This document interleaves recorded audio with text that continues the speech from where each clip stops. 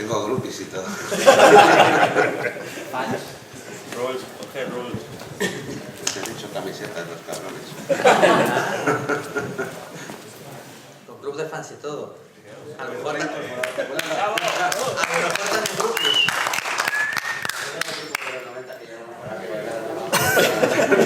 Les he pagado y han venido.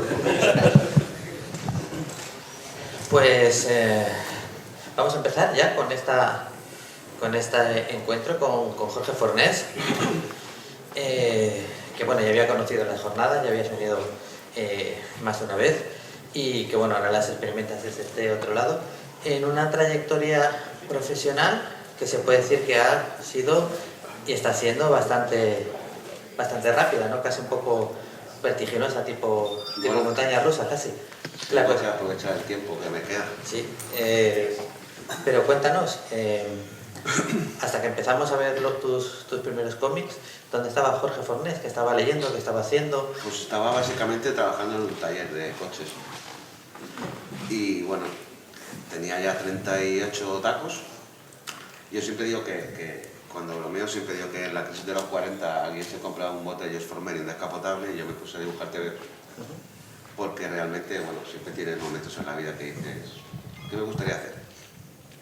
Y bueno, tuve una librería unos años de cómics con algunos de los que hay sentados. Y ciertamente siempre quería formar parte de esto porque siempre me ha gustado muchísimo el medio. Al final decidí, pues bueno, pues como tampoco veía mucha esperanza, porque realmente tenía un trabajo de 10 o 11 o 12 horas diarias donde apenas tenía tiempo para hacer otra cosa, decidí ponerme a dibujar cómics, aunque fuera por gusto propio. Y en esto que un año en el Salón de Barcelona yo hice 3 o 4 páginas para un proyecto en plan novela gráfica. ¿Sabes la moda aquella de las novelas gráficas ombliguistas, en plan Freddy Peter, que todo el mundo explicaba sus mierdas? Y daba igual el estilo de dibujo, como fuera, pues hice 4 o 5 páginas de muestra.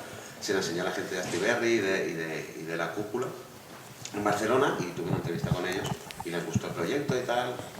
Y llevaba 3 portafolios y estaba ahí en la gaveta. Esto, ¿sabes qué? Normalmente te dejas ahí el portafolios y si quieren entrevistarte, pues te llaman. Creo que es el primer año que hicieron eso. Y lo dejé en Marvel, pero sin ninguna, o sea, mi estilo de dibujo era mucho peor que esto. Esto ya es malo, pues mucho peor.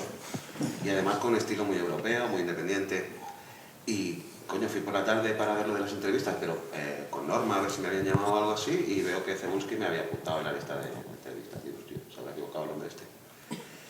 Y nada, entré a hacer la entrevista y me dijo, bueno, me ha resultado extraño tu portafolio, pero es que es el único que no parece un catálogo de anabolizantes. Pues todo lo que me han dejado hoy parecía el de Muscle Fitness. Me gusta mucho tu estilo de dibujo y tal, y los contrastes de blanco y negro, y que te interesaría dibujar Daredevil. Y yo me quedé así con mi inglés de chichinabo. Recogí mis pelotas del suelo y le dije, sí, me gustaría. Y me dijo, bueno, pues vamos a hacer una cosa. Digo yo, lo que tú quieras. Te mandaré un guión de prueba y tú lo haces en tu casa y me mandas las muestras y si vemos que nos encaja, pues a lo mejor te damos la oportunidad. Yo salí de allí que parecía que hubiera marcado un gol en la final de la Copa del Rey. Y sí, a las 2 semanas o 3 me mandó un guión de Daredevil, que eran las primeras páginas del primer número que hizo Mark Waid con Pablo Rivera, creo que fue aquella escena de la boda y tal. Y nada, yo los hice muy ilusionado, pero que salió una puta mierda, porque yo no había publicado una página profesional en mi vida.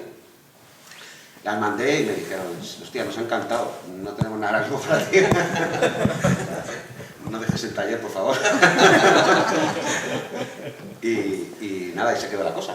Pero me despertó el gusanillo de decir, ¿será posible que aún con la edad que tengo, aún sin tener tiempo de dibujar, que a lo mejor pueda meter el pie a hacer algo así? Y durante ese año, pues aproveché las noches y los mediodías que estaba en el trabajo, y a veces en las horas de trabajo, pues ya lo puedo decir porque como sí. no lo sé. Ahora ya saben por qué a veces os dicen el coche está para mañana y está 3 días después. Porque hay un cabrón de recepcionista dibujando el que ha demostrado. Y hice un portafolio más enfocado a los superhéroes, pero sin perder el espíritu indie que tenía. Básicamente, la cosa era muy indie, no porque yo quisiera darle el tono indie, sino porque no sabía dibujar de otra manera. Y fui a Barcelona el año siguiente con el portafolios, segundo año consecutivo, y volví a estar Cebulski y Ketchum. Lo eché de Marvel, DC, IDV creo que venía, y solo me quiso ver Cebulski y Ketchum. Y nada, volví a entrar, le dije, hola, ¿qué tal? Me entrevistaste el año pasado, sí, sí, Bertín no se acordaba de mí en absoluto. Y me dijeron, bueno, nos gusta lo que vemos, aún te falta un poco para publicar y vamos a hacer algo. Me pusieron el símil de, tú estás en la autoescuela y entonces nosotros vamos a ir sentados en lo tuyo y te vamos a ir corrigiendo cuando conduzcas y cuando creamos que estás preparado para publicar, te daremos la oportunidad. Digo, pues muy bien. Salí de allí otra vez súper ilusionado. A las 2 o 3 semanas mandé el mail como me habían dicho, sin respuesta, le mandé a Cebuski sin respuesta, a Ketchup sin respuesta, volví a mandar un mail al mes siguiente sin respuesta, jamás me contestaron. Y me quedé un poco shock. Pero como tenía todavía gusanillo y soy muy cabezón, y estaba en plena crisis ya, necesito hacer algo, pues dije, mira, voy a hacer un proyecto para mí, donde yo haga guión, en un estilo un poco más juvenil, europeo, que se pueda publicar aquí o que se pueda publicar en Francia si llega el caso. Y si a esta gente le gusta bien, y si no, pues yo no habré tirado un año, como hice anteriormente, en preparar unas muestras con personajes de Marvel que no van a ningún lado. Me puse a hacer páginas del proyecto ese, y acabé haciendo 64 a lápiz, hiper detalladas, muy loco todo, que permanece sin publicar eso porque jamás lo acabé. Y ese año creo que venían a hacer entrevista a Katie Cooper de DC, Nick Love de Marvel, que era el editor jefe de Spider-Man ya, Greg Lockhart, que era el editor de Vértigo, alguien de Grenat y alguien más de Francia. Y con ese portafolio sí, o sea, ese año me querían entrevistar todos. Me entrevisté con Marvel, me entrevisté con DC, me entrevisté con IDV, pero yo ya llevaba el chip de, bueno, a ver este año por dónde sale la cosa. Y Katie, que estaba en DC ya con la línea Batman, me dijo, en menos de 2 semanas te quiero a bordo. Me ha encantado lo que has hecho, lo que me has enseñado y tal. Y Nick Love me dijo, bueno, me gusta, ahora no tengo nada, pero hazle circular tu portafolio. Claro, ya me quedé, bueno, ya me ha pasado otras veces, quizá no esperaba demasiado. Y a las 2 semanas me llegó un mail de Katie ofreciéndome participar en el anual de Batman número 3 y ese mismo día me llegó un mail de Jordan White para encargarme el número de los Thunderbolts. Oye, pero antes de pasar ya a esa experiencia americana, es que queremos saber esa historia indie, esa historia que primero planteaste en Astiberri y luego las 64 páginas, ¿de qué era? Bueno, básicamente, fíjate que la escena era un tío que se levantaba, iba a trabajar, desarrollada en 5 páginas porque no se me ocurría nada más. Y como era lo que yo vivía cada día, me levantaba y me iba a trabajar, pues lo puse en viñetas, pero les gustó el estilo, aproveché para hacer edificios, para hacer gente en la calle, eso que dicen de que quizás tengas que no enfocar tanto tu portafolio a peleas de superhéroes, sino a enseñar la vida real para que el conjunto se entienda. Pues quizás por ahí le vieron algo, no lo sé. Pero vamos, ahí quedó. Pero bueno, lo que no sería es que tú de repente con 38 dijiste, pues me voy a poner a dibujar y te pusiste, tú ya dibujabas de antes, ¿no? Que fuera Llevaba apenas, quizás 15 años sin dibujar, porque yo me gustan los cómics desde siempre, como a todo el mundo aquí supongo. Y cuando acabé el colegio, mis padres tampoco tenían recursos para mandarme a una escuela de arte, que por aquel entonces yo iba un poco lejos de Barcelona y estaba en Barcelona. Y me dijo mi padre, ¿tú qué quieres hacer? Me dijo, yo quiero dibujar tebeos. Y me dijo, sí, pero digo para vivir.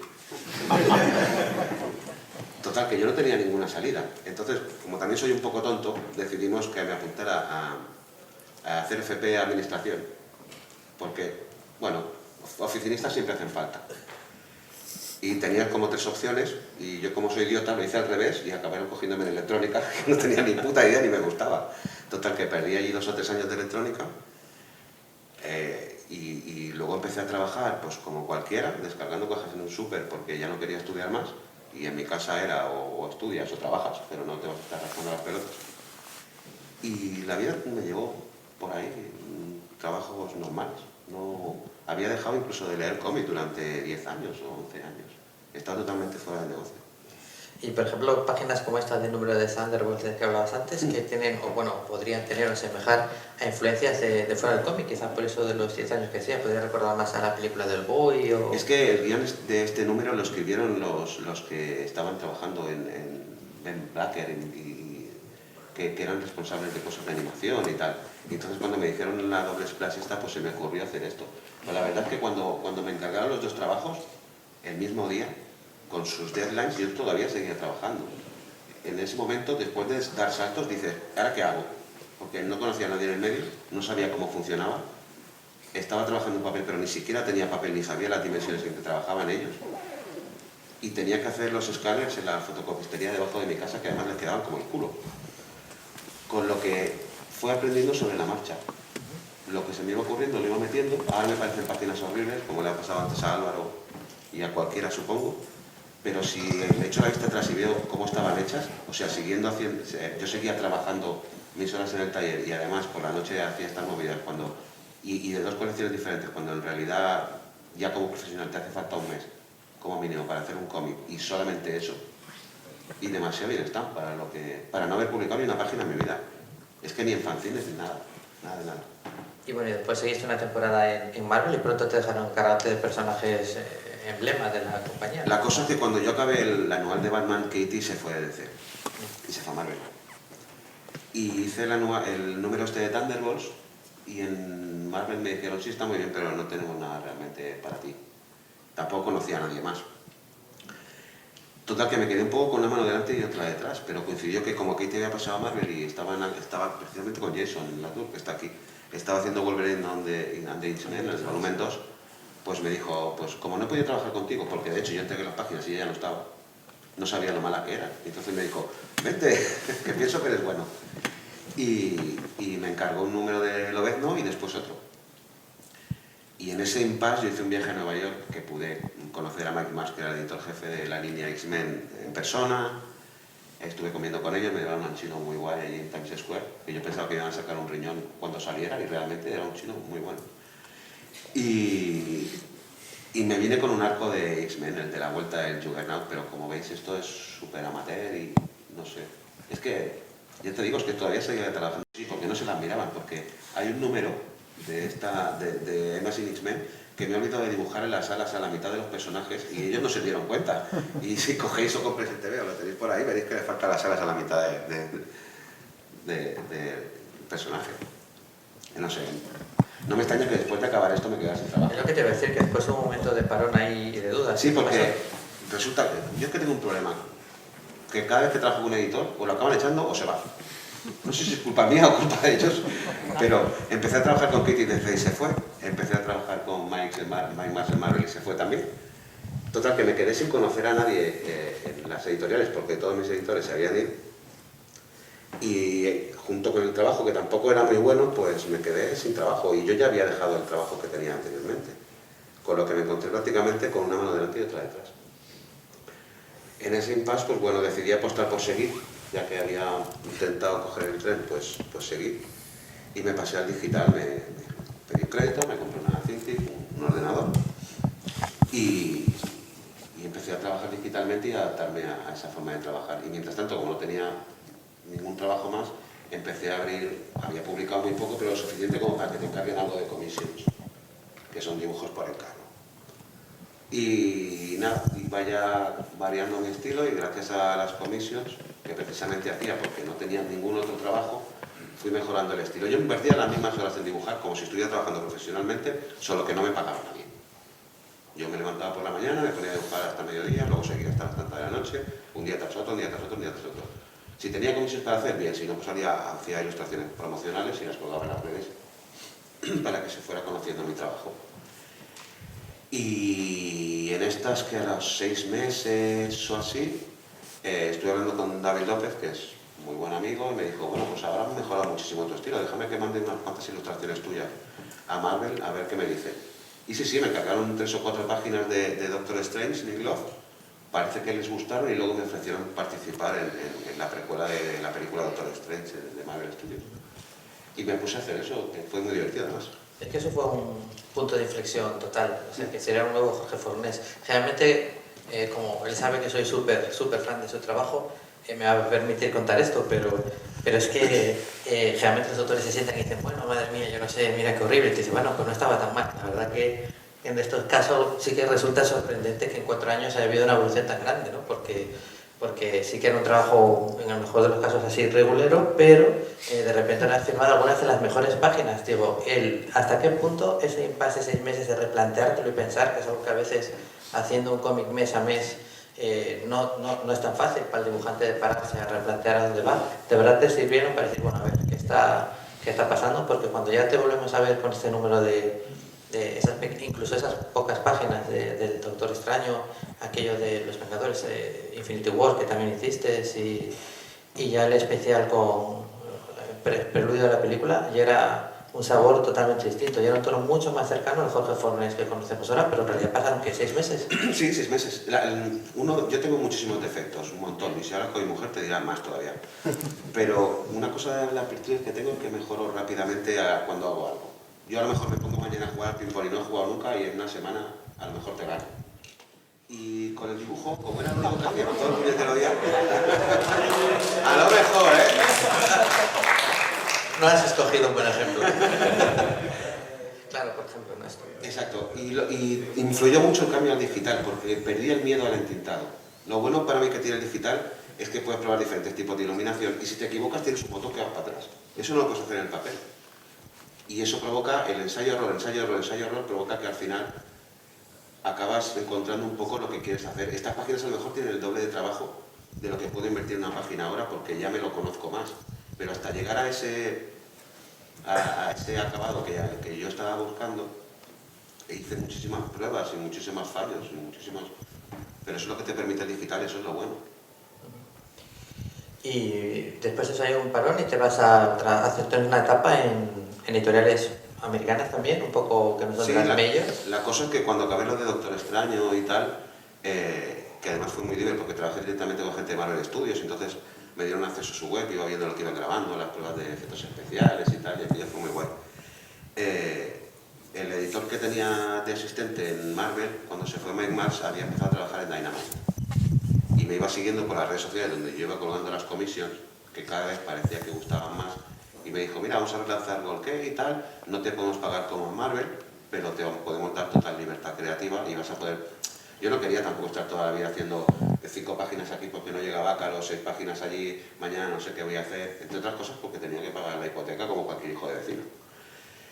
Y decidí apostar por cobrar un poco menos, pero ser responsable gráficamente del libro como para demostrar lo que era capaz de hacer.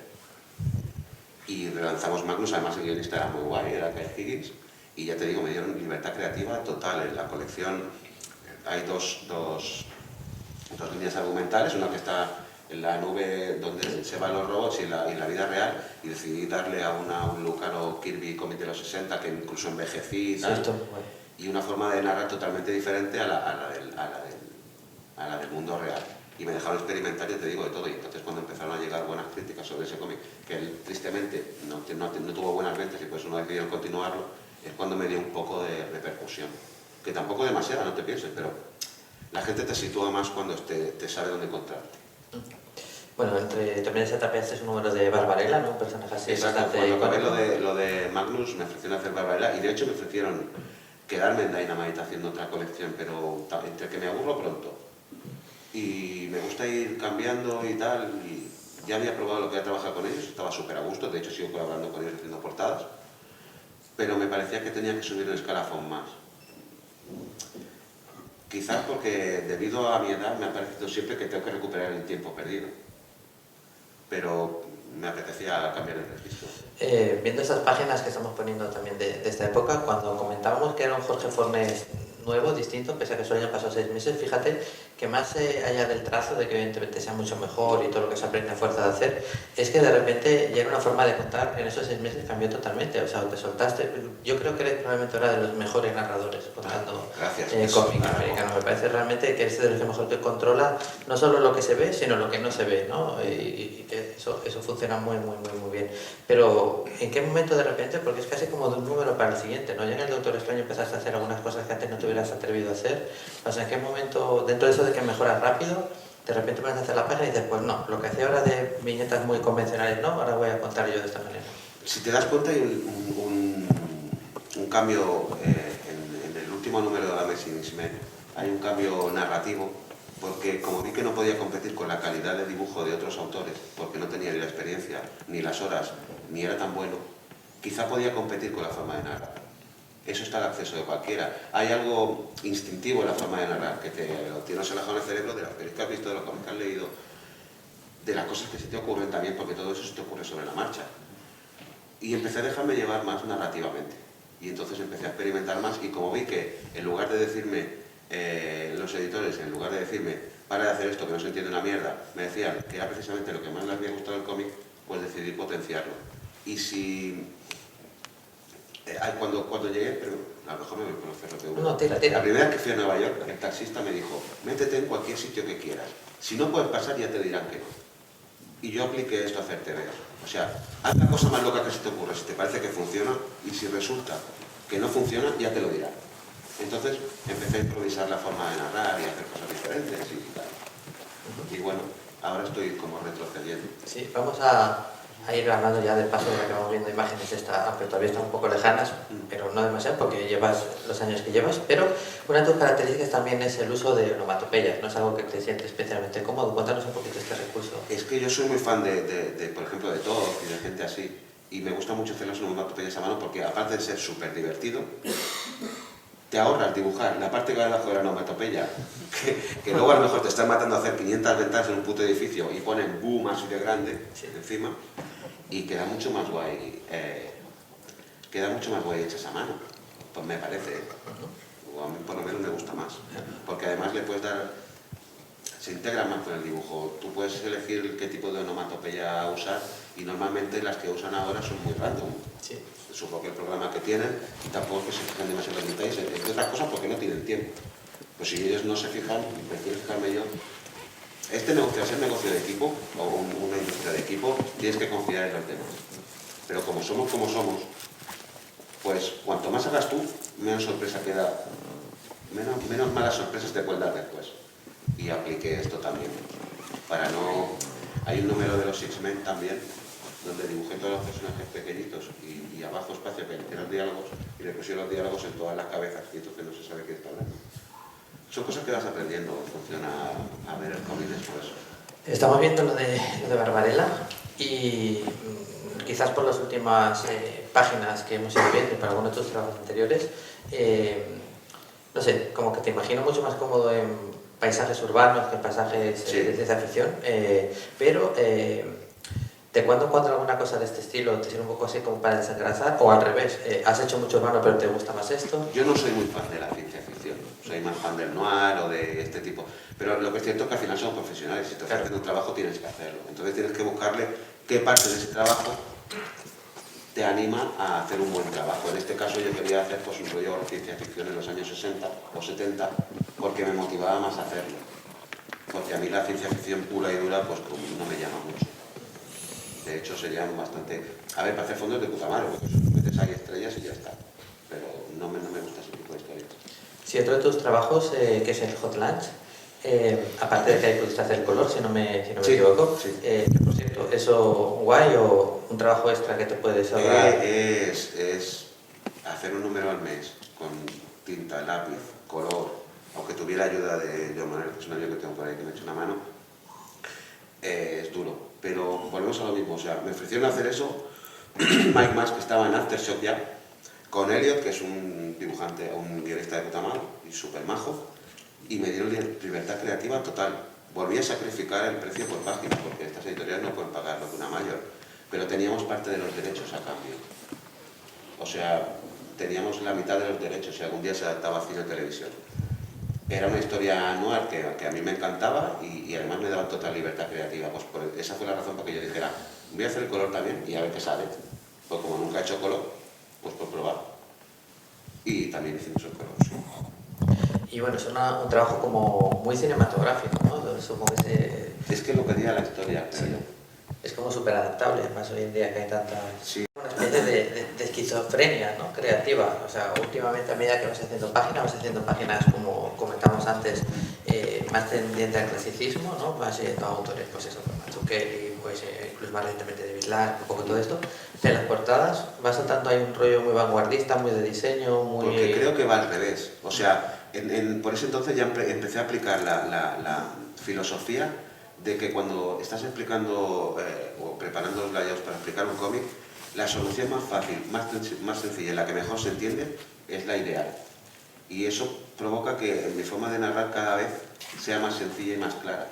Eso pasa mucho en el cine. Fincher empezó a hacer 1000 virguerías y acabó siendo un director casi de cine semiclásico, o Cronenberg. porque te das cuenta, yo tengo, hay como un decálogo que tiene Alex Toth y me lo miro mucho porque realmente tiene razón, o sea, la solución más sencilla y más clara, la que mejor se entienda, es siempre la acertada. Pero creo que pasa lo contrario en las portadas. Las portadas tienes que buscar la diferencia de los demás porque hay hay overbooking de publicaciones. Y como volvíamos a lo mismo, o sea, yo tenía como autor, más o menos, se me empezaba a conocer y sacrificabas dinero por libertad creativa y precisamente como tenía total libertad creativa es el momento ideal para probar cosas nuevas y también lo hice con las portadas. Pero me sorprende bastante porque lo que comentábamos antes, el otro es un proceso de ir viendo que funcione, quitando cosas, ir dejando lo mínimo. Pero en portada ya no solo es que sea distinta del resto de portadas, sino que haya un componente pues, de composición, de diseño, de pensarlo, ¿no? Sí, claro. Que no, esto es como si Messi te dice, mira, me falta, coges el balón y lo metes allí en la escuadra, dale, pues no. Entonces dice que eso es, o lo tienes o no lo tienes, es un poco lo bueno, que al final es antes. todo buscarlo, porque tenemos la tendencia a buscar cosas dentro del medio para influenciar el medio. Pero hay libros fantásticos de composición de fotografía y de pintura que tú puedes aplicar perfectamente a cualquier imagen. Y me estuve mirando composición de fotografía, composición de pintura, el uso de los colores para transmitir según qué sensaciones, todas esas movidas. Y como realmente no tienes miedo de hacerlo mal porque no tienes nada que perder, pues he ido probando cosas. Es como la tendencia que hay ahora de que todas las viñetas tienen que tener fondos, todo tiene que estar hiper detallado y a lo mejor funciona mejor si no le pones fondo a una viñeta, porque la vista del lector va directamente a lo que tú quieres ver. Pero bueno, eso se aprende, pues vas experimentando, algunas veces aciertas y otras veces pues la cagas.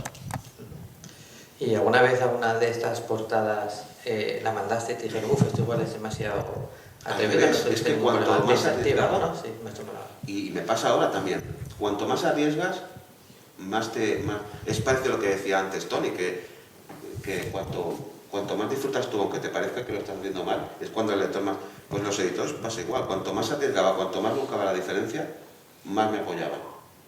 Cuando mandaba, porque siempre mandas 3 o 4 layouts la que más se acercaba a una portada tradicional, que siempre la haces para que ellos sepan que no eres retrasado, sino que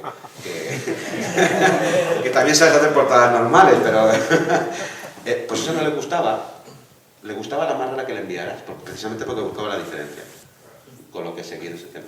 Sí, antes de entrar en la familia de Adams, Batman y demás, o casi, cuando estuvo aquí David Zaja y hablamos con él de las portadas, precisamente esto mismo, él comentaba pues también sus influencias y que no fuera el cómic. ¿Tú crees que muchas veces el mundo del cómic a nivel de este sentido es un poco endogámico y se miran influencias dentro del cómic y que se echa un poco más de falta eso? Aja trajo el diseño gráfico al cómic. Hubo una temporada en que todas las portadas eran prácticamente diseño gráfico. Ahora volvemos a tener portadas pictóricas y cosas así. No sé, la gracia es que haya cosas diferentes. Lo que todos tenemos claro es que hay que buscar la diferencia para destacar, si no es imposible. O sea, yo no puedo dibujar mejor que una portada de Alex Ross, por 3 vidas que tenga. Por lo tanto, tengo que buscar una cosa que me diferencie de él, pero que también me diferencie de todos los demás. A veces te sale bien, a veces te sale mal. No sé, la próxima vez probaré una fotonovela, siempre me haré una foto para la portada. A ver si. Y bueno, luego ya llegas a los títulos de Batman y yo recuerdo, supongo que también pasa a mucha gente, que subiste a Twitter, creo, una imagen de Batman levantando a un personaje con una cuerda Firefly, creo que era, no me acuerdo muy cómo era. Esas fueron las primeras páginas, porque de hecho, volvemos a lo mismo, yo iba haciendo comisiones y no paraba de hacerlas o dibujos, ilustraciones, porque pues, tu autopromoción en las redes es súper importante a día de hoy. Y como veía que empezaban a tener éxito y empezaban a gustar, yo seguí en esa línea, porque aunque estuviera haciendo otras cosas, me parecían buenos para promocionarte y yo me lo pasaba de puta madre, porque yo hacía el dibujo y siempre había alguien que luego lo comprara, aunque fuera por 20 euros. Pero yo lo que me interesa en hacer ese dibujo es ir colgando asiduamente dibujos en fin. Y Tom, pues a raíz del dibujo de la comisión esta del año 1 de Batman tirándose por una ventana, que realmente eso fue, esa ilustración marcó un antes y un después en mi carrera. Y vino de la manera más tonta, porque yo lo que estaba dibujando era el edificio, porque estaba practicando fondos. Entonces dibujé el edificio y dije, pues aquí falta algo. Y le hice un Batman pequeñito saltando por una ventana y se convirtió en una ilustración de Batman. Y gustó tantísimo que bueno, empecé a tirar por ese estilo, porque a la gente le gustaba cómo hacían los fondos. Y Tom por aquel entonces ya empezó a seguirme en Twitter y tal, ya me había mandado algún privado diciéndome, hostia, me gusta mucho lo que haces, ¿sabes? Un día podemos trabajar juntos y tal, y yo estaba flipando porque yo venía, ya te digo, era semi desconocido. Hasta que al final, bueno, Jamie vino a unas jornadas aquí a Alicante, lo conocí, hablé con él, me dijo claramente lo que había, o sea, tú no puedes venir a DC prácticamente de una indie y ponerte a dibujar Batman, que es algo que quiere dibujar todo el mundo y que hay mucha gente con exclusiva delante tuyo que quiere hacerlo, que ya años de profesionalidad y tal. O sea, estarías muy mal mirado si nosotros ahora te pusiéramos directamente. Y hice un número de Green Arrow con Katie Cooper, que por cierto coloreó Matt Wilson, que ha permanecido inédito porque cerraron la colección, pero que quedó bastante chulo. Y luego hice un número de Batman antes de lo que se ha visto publicado, lo que pasa es que también está inédito. Yo creo que ellos dijeron, vamos a darle un número, vamos a arriesgarnos a pagarle un número, vaya a ser que lo probemos directamente en la colección, haga un estropicio y la caguemos. Normal, no se fiaban de mí, no me fío ni yo. Y hice el número, parece que les gustó y entonces fue cuando me dieron estas páginas que estáis viendo, en un número que Miquel, pues por cuestiones de fecha y tal, pues no podía hacer completamente y debuté en Batman. Sí, de hecho, a esta página me refería antes, porque tanto un poco antes como un poco después has tenido páginas de Batman igual de buenas o mejores que esta, pero yo por alguna sensación tengo la sensación de que las redes sociales se incendiaron especialmente. Yo recuerdo estar un día en casa, la vi, y dije, voy a ver la página que ya tenía como, no me acuerdo, una burradísima de likes. Yo estaba en Madrid ese fin de semana y estábamos cenando en un italiano que estaba en un sótano y no tenía nada de cobertura del móvil. Y salí a hacer un cigarro arriba y resulta que Tom había colgado estas páginas en Twitter, que además están coloreadas por Jordi Beller porque era la que coloreaba ese número. Y el móvil prácticamente me echaba humo, pi, joder, ¿qué coño pasa? Y resulta que había colgado estas páginas que había hecho yo una semana antes, que por cierto las hice a la vez que el último número de Hot Lunch, o sea, estaba trabajando en Hot Lunch todavía. Lo que pasa es que te viene a decir para que las páginas de Batman de Tom King no le vas a decir, espérate que estoy acabando el otro. Me apañé y las hice. Y sí, fue un auténtico bombazo esas páginas. Sí, miles y miles de retweets. Sí, bueno, y a partir de ahí ya más o menos te has quedado entre los números de las series de los Murciélagos. A partir de ahí parece que les gustó el Batman clásico que yo hacía o el estilo clásico que yo tenía, que era bastante diferente, vamos a lo mismo, a buscar la diferencia. Cuando todo el mundo intenta ir más adelante, a poner cada vez más fondos, a poner cada vez más una narración más dinámica, más tirando al manga, yo empecé a mirar para atrás. Sí. Y al final en este negocio somos los mismos. O sea, decía esta mañana que se está muriendo Fernando, que los lectores tienen 50 años y se están muriendo. Gracias por el optimismo, Fernando. Espero que duren 15 años más hasta que me jubile. Somos los mismos. Yo quiero hacer los TVOs que yo leía en los 80. Mazzucchelli, Miller, ese tipo de cómics. Y mi estilo como que era más clásico y era de esa época, pues como que a mucha gente le ha retrotraído a esa época y ha empezado a tener mucho éxito. Y como vieron que tenía tanto feedback y la gente le gustaba tanto, decidieron darme más continuidad a la serie. Esta página puede ser un ejemplo de lo que hablábamos antes, ¿no? De que un fondo puede molestar más que crear un espacio en blanco para que... Exacto, yo empleo una semana y media en los layouts, porque me parece la parte más importante del proceso. Pero es que luego te ahorras tiempo de dibujar. Esto es una gilipollada, pero son cosas que me gusta a mí meter, porque si el personaje este es de Costian, pero si te fijas además que es un sueño y eso te permite jugar más, en el orden de las viñetas hacen un interrogante, que eso te tienes que dar cuenta si lo lees una segunda o una tercera vez, o a lo mejor no te das cuenta nunca, pero son como valor añadido que tú le metes al cómic, que a lo mejor solo te das cuenta tú porque eres medio normal y tienes tus mierdas en la cabeza y has decidido hacer eso, pero nadie se da cuenta. Esa viñeta de Catwoman es la misma postura y pose que hace Tim Sale en la doble splash de Catwoman cuando vas a Roma, porque era muy fan de Tim Sale y luego me mandó un privado y me dijo que le había encantado esa viñeta. Son cosas que tú vas metiendo que el fan reconoce, y tú también eres fan, y entonces es agradable de que cuando te dicen, hostia, pues nos hemos dado cuenta de esto. Pero claro, volvemos a lo mismo, son los cómics que tienes tú en la cabeza que has leído en su época. Yo a lo mejor de los 90, 2000 para acá no he leído prácticamente nada. Y... Nada de superhéroes, quiero decir. No, yo no leo. No es que me coja el marca cada mañana. Y en ese proceso del layout, cuando llegas a escenas que son especialmente más significativas, ¿no? Yo creo que otra de las cosas que mejor manejas, que parece una obviedad pero no lo es el ojo del lector, ¿no? O el tiempo. Porque lo decimos muchas veces aquí, lo hemos comentado en las jornadas más veces, que, y lo comentaba ahora mismo un poco antes también Álvaro, ¿no? Que el cómic tiene una serie de singularidades propias que son las que más puedes explotar. Y una de ellas es que tú vas viendo una peli y la peli va a la velocidad a la que va la peli. Pero sin embargo tú si controlas, primero el lector decide en qué momento pasa la página, si se para más a mirar los dibujos y menos, pero eso tú lo puedes manejar un poco. Yo creo que eso lo manejas muy bien, ese es un ejemplo perfecto, desde los tamaños de las viñetas a cómo... Yo intento acelerar y bajar el ritmo en función a cómo me lo pide la historia. También es cierto que depende con el guionista con el que trabajes. En esta página Tom me ponía Batman y Catwoman saltan por los tejados. En esta Batman y Catwoman se dan un beso. Porque él ya sabe con quién está trabajando y sabe cuándo te tiene que dar espacio y no. Y luego adapta los diálogos al dibujo que tú hagas narrativamente. Él tiene su historia base, te da manga ancha. Si hay algo que no le gusta ya te lo dirá, pero yo me he encontrado en el caso del momento. Y luego adapta mucho el texto a lo que tú has dibujado, con lo que queda todo muy cohesionado. Mucho más que si tú adaptas todo un pedazo de tocho de texto de guión, que te va a pasar un guionista que no te va a dejar moverte ni esto. Porque para eso que lo dibuje él. Y a partir de aquí, casi cada página que hemos ido viendo tuya es casi como para hacer una masterclass de narrativa. Gracias. Cuéntanos, por ejemplo, esta también gustó mucho, pero aparte es evidente, ¿no? Fue un recurso que parece muy sencillo, pero las cosas especialmente buenas es eso, las que son muy complicadas y te parecen muy sencillas y cuando te las cuentas dices, ah, claro, pero es claro cuando alguien lo hace primero, ¿no?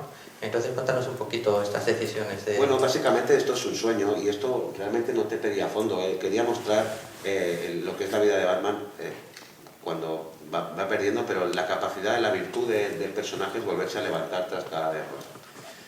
Entonces, Tom me preguntó antes de hacer el número, ¿quién quiere dibujar? Y le dije, bueno, pues soy muy fan de The Question, pero me gustan los villanos clásicos y tal. Y él me puso en el guión que Batman se enfrentaba a los diferentes villanos de una forma un poco surrealista. Y entonces decidimos hacer esta doble splash, que por cierto en el cómic no se dieron cuenta o no quisieron darse cuenta, han puesto un anuncio en medio. Pero espero que en el trade paperback ya salga doble, en que cada vez que muy cómodo. Lo que le beneficia, él va súper liado, porque lleva 1000 cosas. Y él escoge muy bien los colaboradores precisamente porque tiene que confiar en ellos. Porque él a lo mejor no tiene tiempo de escribirte un guion a lo Alan Moore, porque tiene que entregar 4 guiones esa semana. Pero él tiene muy claro en su mente cuál es la historia que quiere contar. Entonces él te da la información necesaria para que la historia siga el derrotero que quiere él que siga, pero te da total libertad narrativa. O sea, no me escribirá a mí un guión como le puede escribir a cualquier otro dibujante. Él escribe expresamente para el dibujante con el que trabaja. Estos son papeles de Scotland también. De hecho, el anual de este año de Batman lo íbamos a hacer yo y Lee Wills con 2 historias diferentes. Una historia anual que iba a dibujar yo y una historia de Batman en el espacio que iba a dibujar Lee Wills. Lee Wills, por problemas de salud, no puede dibujar anual, lo acabo haciendo yo completamente y ha reescrito un guión nuevo porque ahora sabe que lo voy a hacer yo. ¿Me explico? O sea, no es que él escriba y lo haga quien lo haga, quiere tener muy claro quién lo va a hacer para encaminar la historia de un sitio a otro, para aprovechar sus virtudes, ¿no? Quedaría tiempo para un par de preguntas más o menos rápidas, no sé si queréis hacerlas vosotros. En el proceso ese en el que te pusiste un año de parón hasta luego después volver a trabajar. Bueno, fueron 6 meses o así. Ese tipo de parón fueron 6 meses. Pero fue casi prácticamente como una secuencia de entrenamiento de una película de los 80. Sí. Me cabe la música, la cosa es, ¿qué utilizaste para ponerte a dibujar y qué referencias fuiste a buscar, además de lo que ya dijiste de fotografía y tal? ¿Qué línea buscaste para mejorar, para pillar ese ritmo de trabajo? Básicamente cogí los autores que me gustaban, los analicé y fui a por eso. El pasar al digital, a mí me gusta mucho trabajar con mancha de negro, porque creo que es un estilo que me gusta, es un estilo que luce mucho y es un estilo que te ahorra trabajo, porque si haces mancha de negro no estás haciendo rayas. Y me gustaban mucho estos autores. Entonces analicé un poco cómo trabajaban y lo que te permite el digital es el ensayo y error, ensayo y error, ensayo y error. Con lo que fui probando hasta encontrar el tono. Las primeras páginas por supuesto que no te gustan, pero luego cada vez vas buscando más. Y de hecho me he ido alejando de eso porque eras mucho más hiper detallado en ese momento y cada vez estoy quitando más detalle. Poner rayas todo el mundo sabe, o sea, entiéndeme, poner todo el mundo es lo fácil, porque tú puedes hacer un dibujo que está de puta madre, hombre, con un mínimo de conocimientos, y ponerle 1000 rayas es muy fácil. Lo difícil es quitar todas esas rayas y que luzca igual o mejor. Eso es muy difícil. Y yo todavía no lo he conseguido, pero algún día a lo mejor le gano al ping-pong. Ahí está. A ver. ¿Nos puedes hablar un poco de tu experiencia con el Daredevil de Zdarsky? Pues mira, lo de Daredevil, de Zdarsky, ya hacía tiempo que me mandaba mensajes porque quería trabajar conmigo. Porque a Chip le pasa lo mismo que a mí. Es de nuestra quinta, bueno, prácticamente a todos. Y ha mamado Miller en los 80 por un tubo. Y le cayó la Daredevil en las manos y lo primero que pensó fue en el Born Again. Y después de pensar en el Born Again dijo, ¿quién se parece a Mazzucchelli? Y entonces pensó en mí. Y dijo, pues yo quiero hacerlo con este. Pero yo estaba haciendo ya Batman con Tom. Y bueno, me iban insistiendo y pues mira, este último número dio la oportunidad de que tenía un hueco en la agenda, podía hacerlo, se encaminó todo, Jordi Beller se ofreció a colorearlo, que también he tenido muchísima suerte con los coloristas, porque trabajo con Jordi o con Steve Stewart, que eso es una pasada, o sea, no me he tenido que pelear para nada, porque ellos se han arreglado y ellos han querido hacerlo, pues cojonudo.